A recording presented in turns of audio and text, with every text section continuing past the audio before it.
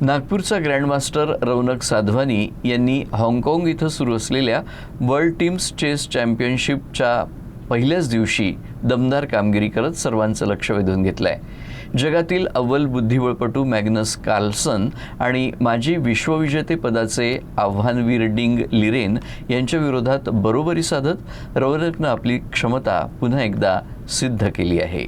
हाँगकाँगमध्ये सुरू असलेल्या world teams chess चॅम्पियनशिपमध्ये नागपूरच्या ग्रँडमास्टर रौनक साधवानी यानं शानदार सुरुवात केली आहे। टीम चेसनटच्या अव्वल फळांवर खेळताना रौनकनं पहिल्याच दिवशी जागतिक दर्जाच्या खेळाडूंना कडवी झुंज देत उल्लेखनीय कामगिरी केली।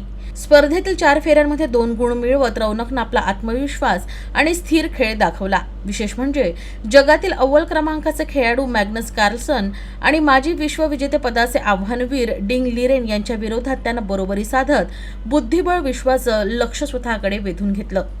कठीण प्रतिस्पर्ध्यांमध्ये संयम, अचूक रणनीती आणि परिपक्व खेळाचं दर्शन घडवत रौनकनं आपल्या संघासाठी महत्त्वाच्या क्षणी भक्कम योगदान दिलं। 6 सदस्यीय संघाचे नेतृत्व त्यांचे प्रशिक्षक आणि ग्रँडमास्टर स्वप्नील धोपडे करत असून त्यांच्या मार्गदर्शनात संघानं प्रभावी कामगिरी केली आहे। रौनकच्या या यशस्वी सुरुवातीमुळे नागपूरसह देशभरातील बुद्धिबळ प्रेमींमध्ये उत्साहाचं वातावरण आहे, तर स्पर्धेच्या पुढील फेऱ्यांमध्येही त्याच्याकडून आणखी उल्लेखनीय कामगिरीची अपेक्षा व्यक्त केली जाते।